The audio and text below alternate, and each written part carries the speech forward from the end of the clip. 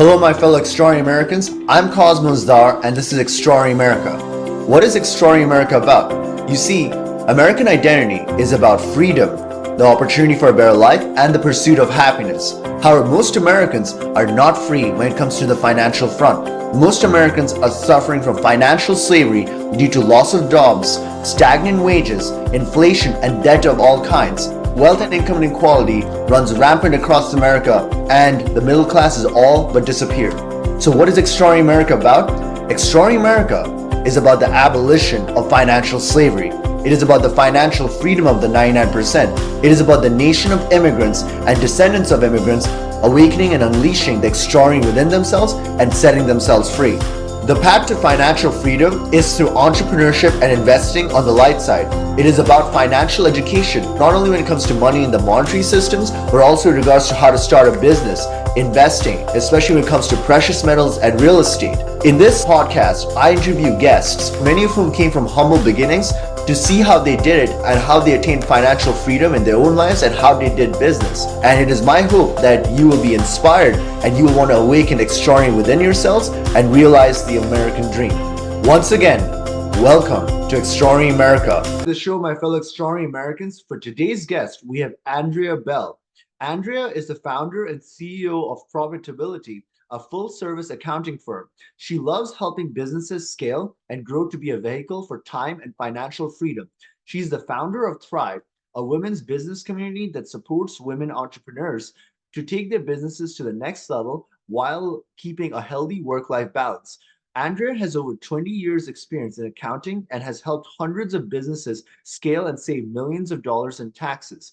Andrea is an extraordinary American, and I'm glad to have her on the show. Andrea, are you there? I sure am. How's it going? Andrea, it's so great to have you on the show. I know that you're into business, you're into taxes and accounting. Can you tell me and the audience a little bit more about yourself, your background, and how you got started? Yeah, I would love to. I grew up just loving math, so I naturally was driven to maybe pick a career that was in numbers. And so I loved the accounting field because I was just obsessed with business from a really young age. Just loved all the business books, how to win friends and influence people and different things like that. While other people were reading novels, I was reading The 1 Minute Manager. And I just loved business from an early age. So I picked a career that was good with numbers, but then also that would be really flexible with that. I wanted to be a mom and have something that would be flexible. And the accounting career allowed me to do that and kind of grow and scale back as I was raising kids and stuff. Excuse me. But I always just loved taxes and loved helping businesses. So tax was a perfect career to go into as far as like flexibility wise as a mom and just working during the tax season and different things. So it gave me some flexibility with my time and allowed me to kind of just have the kind of career that I wanted. But in doing taxes, I realized just how much I just loved working with businesses. I just loved seeing the entrepreneurial spirit and seeing the different things that people were doing. And my husband just loves, like, he's always like, you're such a dork. Like, you always just say, like, you can make money doing everything, anything. And so every time we see like a unique business, he's like, see, you can make money doing anything. I'm like, I know, like, I truly learned that we are just so blessed with like these ideas and exciting things. And I am so inspired by business owners that take that leap to be business owners. So what a better way to help them than help them save in taxes? Of course, that's everybody's biggest pain point, but then to help them understand their numbers and be able to use those numbers to really scale and grow and do cool things with their business. So I'm a numbers nerd, self-proclaimed numbers nerd for sure. Andrea, like there's so many questions to ask, like especially around taxes, because we all want to know how to save as much money in when it comes to taxes. But what I wanted to ask you is, what was your strategic goal and vision throughout your life that led you to doing like starting an accounting firm versus anything else, like any other business? Like why this direction? Why the accounting direction? Again, mostly I looked at things that would work well with being a mom. I knew first and foremost that my biggest priority was my kids, especially after I had kids. Early in my career, I thought I was going to be working for the big four corporate. I was just going to be a partner and all those big aspirations. And then I had I had my daughter and I was like, nope, just kidding. Like none of that seems to matter as much. So I really was able to, as an entrepreneur and a mom, able to structure my business the way that I wanted it to be. And so accounting just gave me that opportunity to do that. Accounting is very profitable and allows, and everybody needs it. So I had good job security. Everybody has to file their taxes. And so it just allowed me to be super flexible, like you were talking about, just time freedom. I just had the availability to do it when I wanted and how I wanted because of the nature of that business. Even before anyone was remote or doing anything like that, I was doing that at a very young age before it was popular at all, because of the nature of accounting can be done at any time. So it worked really well for me. So Andrea, like one of the things that a lot of people wonder, right? Like so, like like there's always this thing of like where the one percenters they save a lot of money on taxes, and then there's the 99% and the middle class that pay a lot of taxes. So from your perspective, what is the one thing? What are the few things? One thing or the few things that the 99% don't know about taxes and business that the 1% know, and what can they do to change that? To change that. I think the biggest myth that I hear most people is that I don't make enough money to need to worry about tax strategy. And I see like W-2 earners that only make 30,000, that when they start a side hustle and start that business and start getting those tax deductions that businesses are allowed that an individual person is not, they see maximum benefits.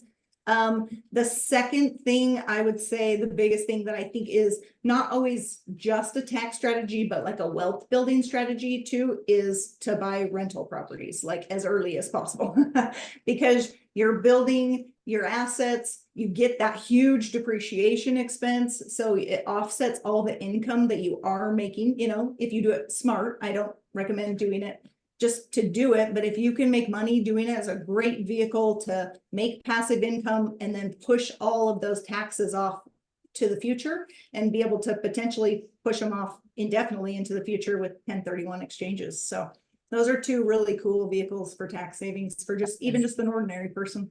Andrea, can you elaborate more on the real estate strategy? Because I think a lot of people are into like getting houses at this point, and like what can they do to maximize like saving money and utilizing that to get gains when it comes to like real estate? For real estate, definitely like the bigger properties are getting really great like loans and funding right now because they're less likely to default. But if you're just buying like a second home or like a vacation home or a home that you just got inherited from your family and now you want to rent it out, those are all really cool things to do with real estate. And the coolest thing about real estate is that depreciation expense, and it just divides out just over 30 years, and you divide it out over the life of the home.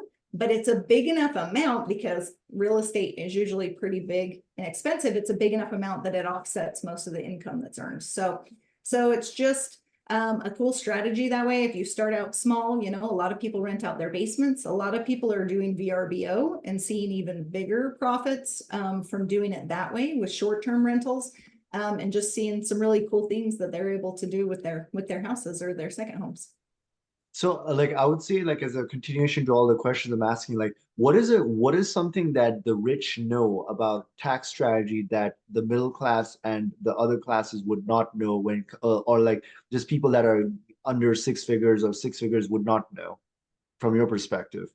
I think the biggest thing that I can see that I notice people don't know, and this is why I kind of started a full service accounting firm, was that like tax was great for me because it worked with my schedule. But when clients came to me at the end of the year and were like, crap, I owe all this tax now. And I was like, well, there's nothing we can do about it anymore. Like it's after the fact. And so then they were shocked by it. And it actually was heartbreaking to me to see business owners who had really put their heart and soul into these businesses with no cash flow left at the end of the year. And they got to the end of the year and then they owed a big tax bill because they did actually make income. They just spent it and used it to survive for that year.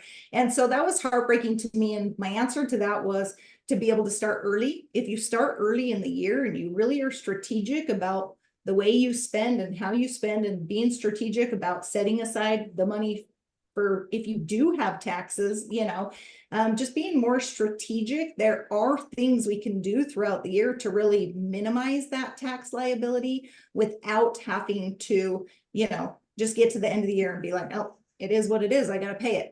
There's different things that we can do. And the things that we do, the strategies that we use, all depend on your financial position. So there are some that everybody applies for, and there's some really aggressive ones that only, the top elite need. But everyone can benefit from tax strategies for sure, to be just more proactive and asking questions, learning what you need to learn to really save and set things up correctly. So you minimize that risk for sure. So, Andrea, what you're telling me is that there are actually people out there, like they make all this money and then they realize, oh, I have to pay taxes. And then there's a lot of them that don't have the money to do that. Like, so that would create a complete panic mode, right? Like for these businesses, like how would they go about getting out of that?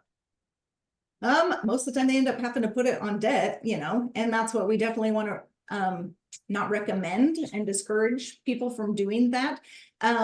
The biggest thing that I've noticed with those situations is that if they were better about their accounting and they were more up on top of it, they really could have managed that cash flow and should have managed that cash flow in a different way to be able to know, like, hey, I am going to owe some taxes. I want to decrease it as much as legally possible, but I am going to owe taxes. I need to be prepared for that and not just. But it's hard when you're the business owner, and we talk about a lot about being the architect of your business, really looking down and managing it, not just only being in it and just being the cog in the wheel that just helps everything keep going. We have to step back and really be able to look at our business from a different light. And if you have good bookkeeping and you have good numbers and good financials, you really can look at those things and be a more educated business owner so that you don't get yourself in those situations, because I don't think people never do it intentionally. They just have this great idea. They go in, they're really good at doing the business. They're just not great at running the business. And so sometimes it's just beneficial, if you know that about yourself, to bring in a third party, bring in a professional to help you get those books and keep those things in order so you don't lose track of where you're at with your business and get in bad situations. So. No, totally. Like it's all about planning and organizing way before in advance, right? And it requires like thinking of like, just a methodical approach. But Andrea, one of the things I wanted to know is like, what is the biggest lesson or revelation you had during all these years that where you were like doing accounting for all these businesses and everything? Like, what did you understand about the business owners and business and all of that during this time? Sorry, my printer all of a sudden decided that it needs to spin. Can you hear that, or is that okay? That's really loud. Sorry. So the biggest revelation working with business owners, I kind of just geek out when they need me to help them like find bigger tax strategies and find different ways to save money. So the biggest revelation is just that and not that I had to be revealed that, but I don't know everything, and tax laws are constantly changing and different things are being promoted by the government. They want us to act in different ways. So they'll incentivize us with tax incentives. And if we use those and structure our business in a way that takes advantage of the tax strategies that are out there, we really can make a really big impact on our businesses and the amount of money that we keep for ourselves. So I think just constant learning. Each business is different and unique. And that's one of the things I love the most about my profession, is that it's always fun. It's always something I got to dig into and that I could potentially learn more about. So just to constantly be learning and educating myself and helping my clients in the best way possible. I mean, yeah, we always have to learn. And like when it comes to like taxes, it's like a book, right? And it just keeps changing. As you said, like it can get confusing for a lot of people. But Andrea, what do you think is the biggest challenge that business owners face when it comes to like understanding like how to maximize their income while saving money with regards to taxes? And what do you think they can do to overcome that? The biggest challenge I think is cash flow, and the more I'm like becoming associated with business lenders, like they are seeing the same things. Like they know if you're under leveraged, like it really is tricky to run a good business. So being prepared when you start out that business, making sure that you have the cash flow and the funds and different things to help your business as they take dips and dives, that it doesn't just totally wipe you out. Because it is so sad that so many businesses go out of business in that first year. And most of the time it's a cash flow issue. It's that they didn't have enough money to cover all the stuff that they needed to do or needed to survive to provide for their families. So I see. So, Andrea, one thing I want to ask a personal question. Like, you're the mom of three, right? And then you started this business, and then you're also raising a family. How do you balance and juggle the two together? Like, it must be it is pretty hard for a lot of people. So, how do you do it? it's tricky. It's tricky, and it has to be you have to be very proactive. Again, proactive about it. I really have to really structure my week correctly. I structure my time really specifically in the times that I'm available for my kids and the times I'm available to work. Of course, that's much easier now that they've gone back to school. Like it was a little bit trickier when they were younger and they were always next to me, you know. And so when they were younger, I worked a lot of late nights, you know, in the middle of the night when they were taking naps or early in the morning, you know. But that came at a cost, unfortunately, and I really let my health take a back burner to trying to juggle all those things. And it kind of took a point where I was like, I don't feel good anymore. You know, I feel unhealthy. I feel really tired and way too stressed out, especially during tax season. And I just realized like, I need to be more selfish with my time, more selfish and much more strategic about what are the things that truly matter and not allowing the business to constantly encroach on that family time. And so once I became really good at time blocking, it became much easier to balance that. And so, and now, like I said, when the kids, I do feel like I'm blessed the kids are gone most of the day. So I work really hard during the day and I make myself available when they need me to be available and just try and be flexible too. Like with kids, everything is different. I had a client today be like, can I get my on the schedule for next year for my taxes? And I was like, no, I have no idea what I'm doing next year in February. Like, I don't know what sports the kids are going to be involved with or what kinds of things they're going to need me for. And so I really don't schedule out a long time in advance. I try and keep my schedule flexible and fluid. And I only allow people to schedule a couple weeks out because then I'm not constantly rearranging as things come up with the kids. So it's tricky. It's tricky. It's a constant balancing act for sure.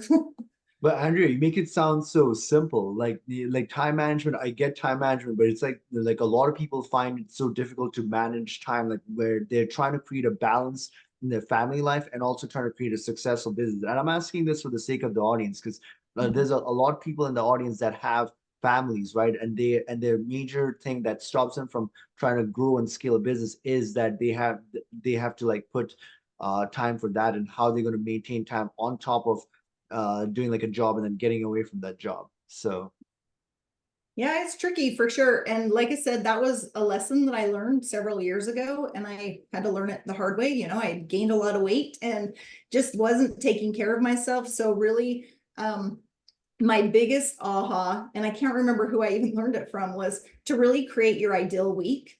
We've been talking a lot about in some of the groups I'm a part of about our ideal day. But the thing that really changed was planning my ideal week. And my ideal week started with making sure like the top 4 things that I care about are scheduled in. So like my mental, physical, and spiritual health, I have to make sure that's blocked in. And I use a different colored marker on my calendar every week. And I block off those times to make sure I'm taking care of that first. And then my family comes second. So I block off dinner, you know, I block off when I need to be picking up for carpool and different things, because that's just something that's important to me. That doesn't necessarily mean everybody can do that.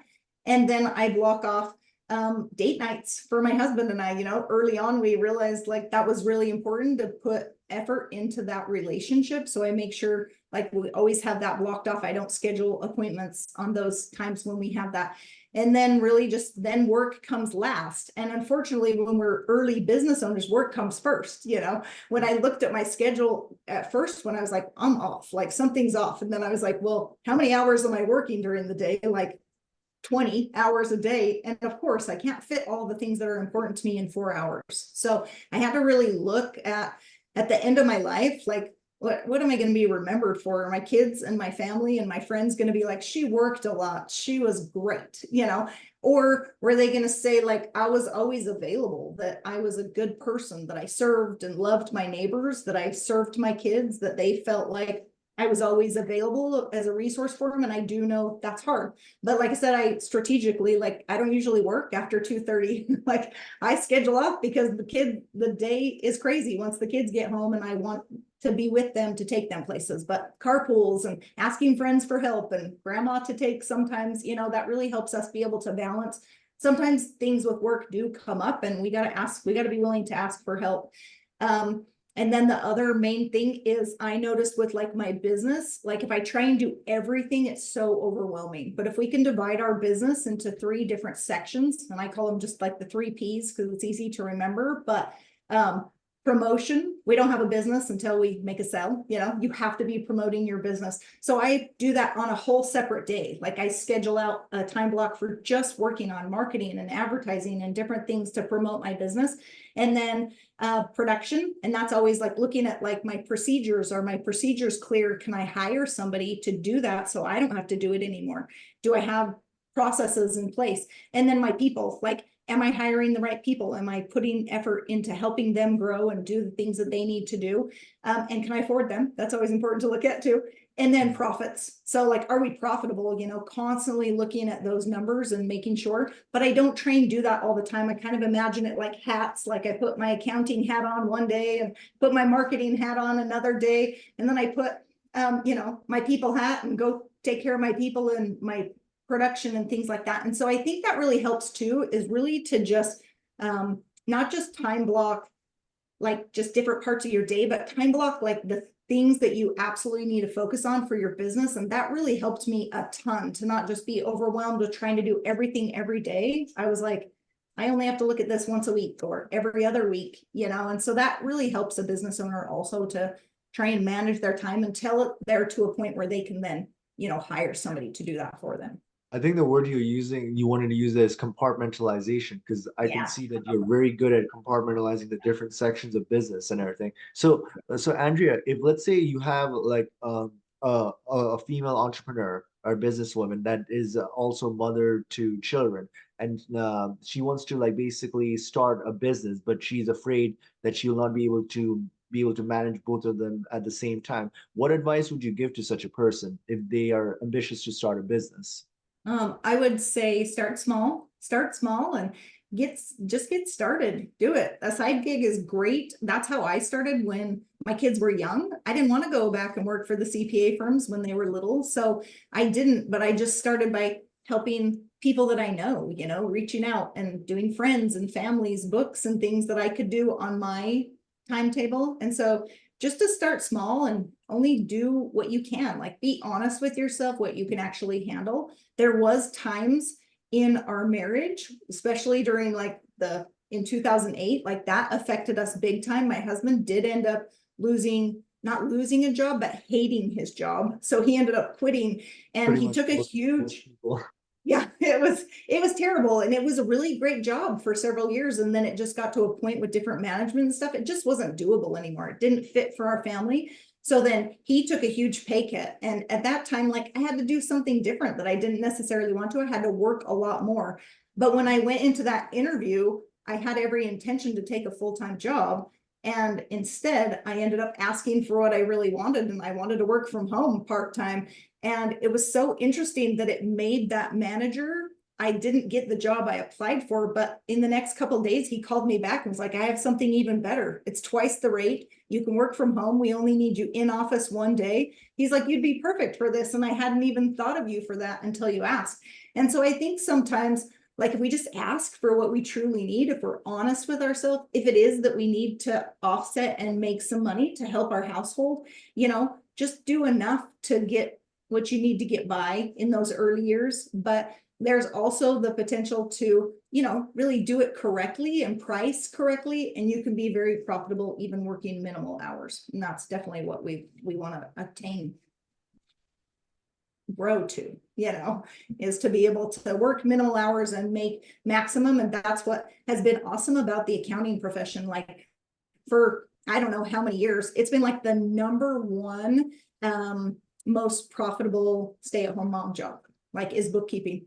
Like it's crazy. And so it's a really great career. I would just say research the careers that are right for you. Maybe it's not the thing that you absolutely love the most, but that you could be passionate about, but also profitable. So it makes it worth it to take the time away from the kids because you're making enough money to make it worth it. So I'd look at stay-at-home jobs that are profitable, that are actually going to really, help your family out. No, totally. Like it's all about minimizing the time, maximizing the amount you're making, right? And so let's say somebody wanted to like somebody who's new to your industry and they wanted to start an accounting firm like just the way you did. Like how would you go about advising this person to do that? I would say get some sort of education first, like get certified. Like I started out with an accounting degree, so it made it easy to jump into this career, But even if you don't have an accounting degree, there's so many certification courses, and we actually offer a certification course if you just want to up level your skills to be able to have the soft skills to be able to apply for a job that maybe you get a little bit better income. There are several firms that want somebody with bookkeeping skills and a bookkeeping certification. We offer that. But if you want to start your job, sometimes it's better to hire a mentor or to reach out to a mentor. We have a community of other female business owners that are a part of that we can love on and encourage and help each other to grow to those things, but also be able to relate and be relatable. Like today was a rough day. Like I was a terrible mom today and I'm going to be better tomorrow, but sometimes to have that support group just really helps that you not feel like you're in it alone. And so, but if you really want to, like, I think like, I talked to just a lot of my friends, like the greatest investment we've ever made was to hire a mentor, like somebody who's been there, done that, because then they time compress, right? They're like, I already screwed that up. And so I would say, I've already screwed a lot of things up in my course of growing my business. I did a lot of things wrong in the early days. Like I didn't have courses and online things that I could look to really up level my skills when I got stuck somewhere. So I would just say, when you get stuck, like reach out to somebody who has been there and done that, and they can help you get through it faster and be more profitable faster. So we actually do have like a QuickBooks or a bookkeeping business course where we help you from the very beginning. Like, how do you start? What do I do? What are the first things that are most important? What should I not pay attention to right now? And then really helping them methodically get that first client, and how do I upscale to that next client and making more money and then growing it to a six-figure business. Like we want to be able to help them all along that way, because I truly believe that I've been truly, truly blessed with this industry. And as a mom and as a business owner, like this industry has done nothing but great things for me, and it's only going to grow. There are more people retiring from the accounting industry that are growing than are graduating from college in the accounting industry. So there's actually a really big shortage, and there's more businesses starting. So it's just a great opportunity for somebody who wants to do it. It's a great career to start for sure. Andrea, I don't know if you realize this, but you're truly an inspiration that for somebody that's a family person that's also doing like a business and like growing that business and helping other businesses. Like this is basically kind of like what the American dream is about in a way, Like you can like they had different versions of the American dream, but one of the American dreams is like, okay, you're getting enough money in, and then you're also raising a family, and then you can even stay at home while they're doing that. Like that's a lot of people would love to be in that position. So if my question to you would be like, how should Americans, like, what do you think is the biggest challenge that most Americans would face when it comes to realizing the American dream, and how do they go about overcoming it? I just think when I think about the women that I've helped and some of the other business owners that I've helped, I think it goes down to confidence, and that's why I said, like, start with something that you can be trained at, so you can get that confidence and then already know, so it helps you build that confidence. But just believing that it can happen, I think a lot of people believe, like, times are tough right now for a lot of families. Times are really tough for just a lot of businesses also.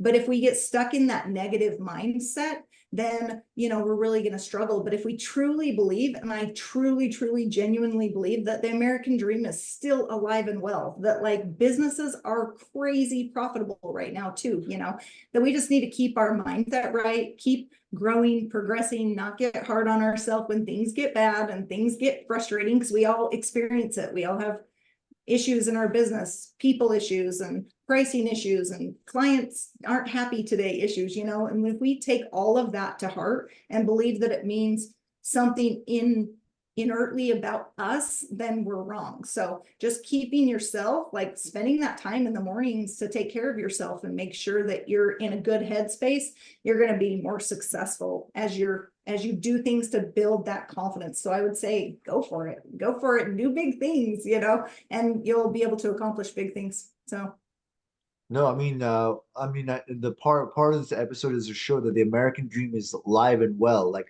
it's being manifested through you and other people that are in business and entrepreneurship that are working every day and succeeding in what they're doing. And Andrea, I know like you're a big proponent of time and financial freedom, and the American national identity has always been about freedom. So, how do you think most Americans today should go about finding time and financial freedom in their own personal lives? in their own lives, I think, like you were saying, I think just be like strategic about it, really focusing on what you want, getting clear on what it is. What does freedom mean to you? My version of freedom is totally different from somebody else who's trying to make it paycheck to paycheck. And I've been there. Freedom might be just a couple extra $100, time freedom might be being able to do something from home instead of working your 9 to 5 job, just allowing yourself to be open-minded that like there are different options, that you don't have to do what's the common thing. Like look outside of yourself, know that if you truly believe and start looking for different ways around it, you can get that time freedom, you can get that financial freedom in lots of different avenues.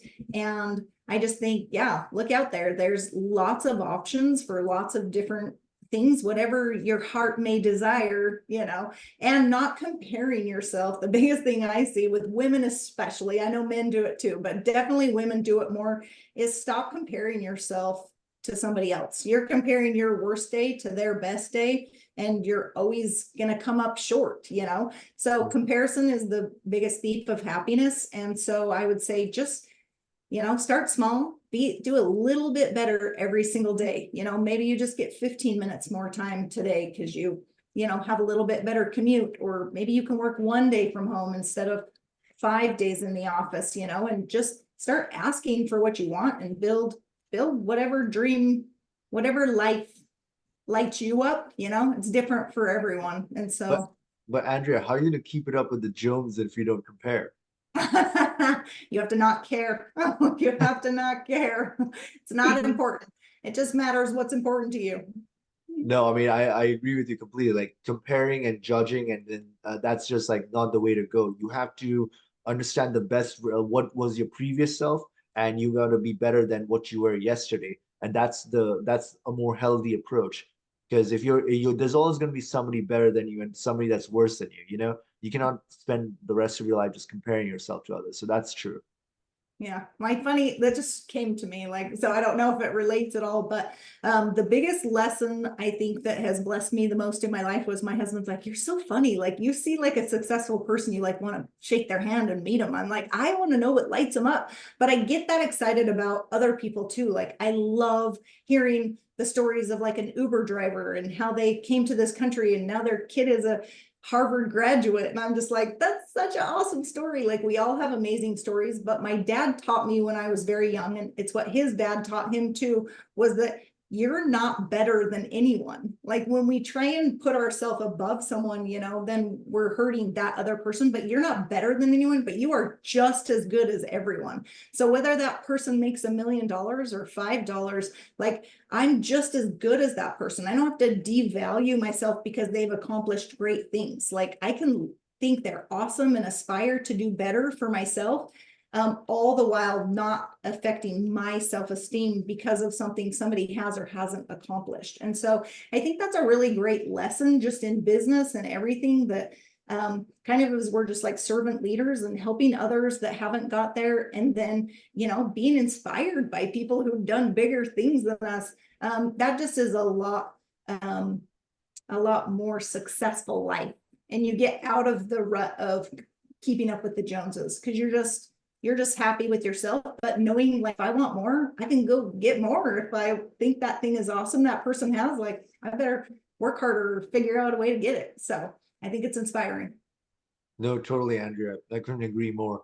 So, Andrea, can you tell the audience a little bit more about the premise on which profitability started, and a little bit more about how what brought you about to start the company, and more about that? Yeah. Profitability only came to be, like, gosh, I don't even know, years run together now, like probably 5 years ago now. I kind of just rebranded, and I think it all went back to that. I've been in business forever, but it just went back to that, realizing that business owners kind of had it wrong, that they were looking about it wrong. They really were focusing on revenue. If I just make more sales, and that's why they're running themselves into the ground, because they're killing themselves to getting those sales. But they were forgetting that they got to have money left over at the bottom. The money left over, the profit at the bottom, is really what then allows you to pay yourself back. So now you don't hate your business because you're actually paying yourself, allows you to have the money to hire other people, allows you to, if you have other owners in your business, to be able to bless those other owners for investing in you. The profit is what really makes the most sense. And so if we really be strategic about not just tax savings, but also about, like, are we pricing things correctly? Do we have the right people? Do we have too many people? And looking at different ways, how do we get more sales? Yes, but not at the expense of having no profit. So profitability really was more like that, like giving business owners the opportunity, the knowledge and the numbers, and helping them understand their numbers so they have the ability to manipulate those profits, the ability to increase those profits as needed, or, maybe decrease them a little bit because we need a new asset or something. But I just thought it was a fun play on words with exactly what I want to accomplish with business owners, was just helping them just have the ability to be a better, more knowledgeable business owner. And so that's kind of the way that started, as far as that went, and just more looking at the whole picture instead of just the taxes at the end of the year, just looking at the whole picture through a business. And I really like to think of it like kind of like a journey, like at the beginning, like your business owner's doing all of it, and those profits aren't huge. And the most important thing is just knowing those numbers and being able to look at them and, start to learn them. And then that next phase is really being able to, now we have our numbers, we've got a set business, and now we want to just increase that profit as much as possible. We're going to do all the things that drive that profit. And then that next phase is then to be able to scale to either sell it, or scale to a point where you can walk away and be able to still be making money while that business is running without being involved in the day-to-day. And so we love to help businesses along that version, and be able to get to that end stage where now we're coming to a point where we've got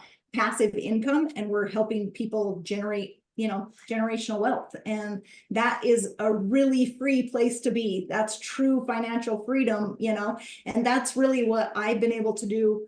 I grew and scaled my business, and then I got to a certain point and I was like, okay, now I'm bored. Like I hired people and I got like businesses and different things. And so now I'm like, what way can I give back? And I'm like, man, what did I want when I first started my business? And I was like, man, I just kept saying, I wish there was this like a how to start a bookkeeping business for dummies. Like I was like, I didn't know how to do it. I knew how to do the tax side, but I didn't necessarily know how to do the business side of starting my own tax firm, And so I had made a lot of mistakes, and I'm just like, if I could help somebody, number one, have the confidence to believe in herself enough to start something, or to believe that she could actually get a certification and pass the test and be able to up level her skills, to up level her life. Like there would be nothing more enjoyable than that to me. So being able to now coach business owners and coach women to start their business and scale their business, like, has been just so rewarding. And I'm so grateful for that. And so, yeah, if I can give back in some way to help somebody else be able to start a business that truly will bless their family's lives, then I'm so excited to do that, and on a bigger scale. So we're getting ready to launch like a whole online course, which we've always done it in person and just one-on-one. And so now we just want to be able to bless more women.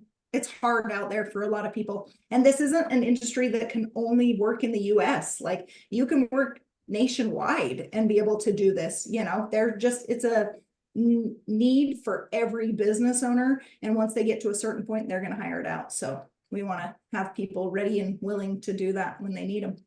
Andrea, I would definitely recommend anybody that's listening to this to take a look at your firm and then basically understand more about taxes, and then if they need help with their businesses to check you out. And we're speaking of, as a continuation of this, I know you founded an organization called Thrive for women business owners. Can you tell the audience a little bit more about that?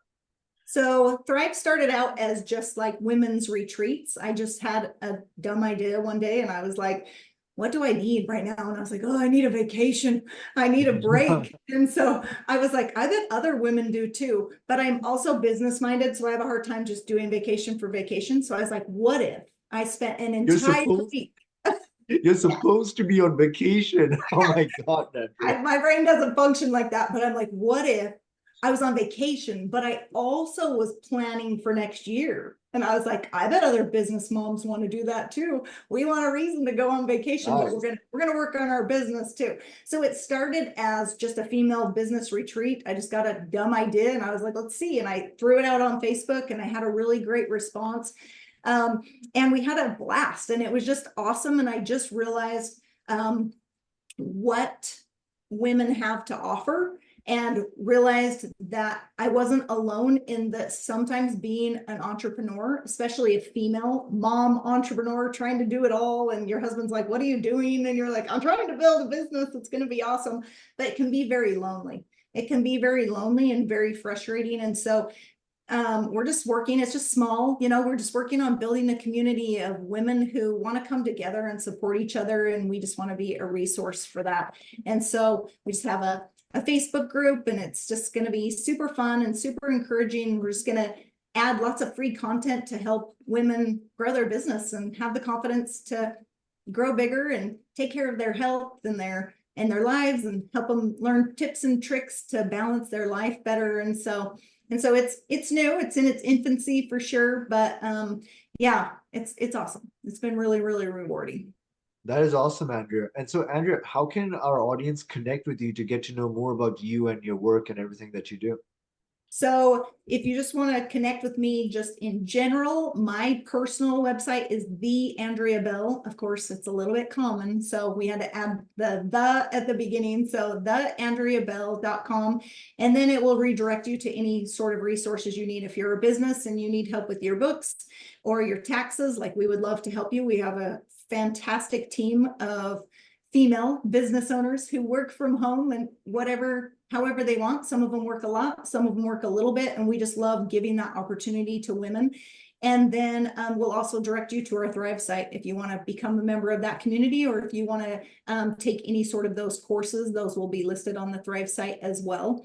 The other awesome thing that we love about offering these courses is we have a chance to really get to know and meet women who are awesome and will be an awesome part of our team. And a lot of those people end up being a part of our team too. So it helps them start their business journey, starting underneath somebody who's already been there, done that, and get that training inside of a business that's already grown to the point they want to.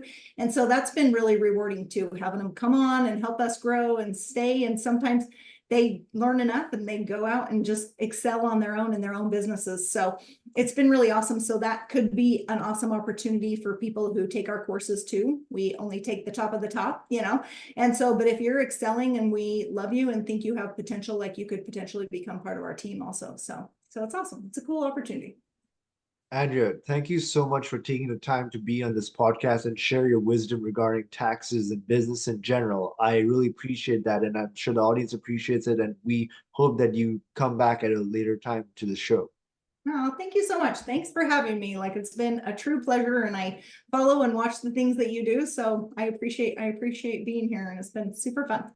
Thank you, Andrea. And I want to conclude this episode by letting my fellow extraordinary Americans know that, hey, look, there's an extraordinary within each and every one of us. It's our duty to awaken it and unleash it. Until next time, bye for now. Hey everyone, thank you for watching Extraordinary America. If you like what you see, please do subscribe to our podcast and share it with others. Remember that the best investment that you can make in your lifetime is in your own financial education, for it is knowledge that truly sets us free. Also, remember that inflation is diluting your purchasing power, which in turn increases financial bondage. The practical thing to do is to protect the loss of your purchasing power and invest in precious metals or the right cryptocurrencies. Lastly, never forget that you are an extraordinary American. We'll see you in the next episode. Bye for now.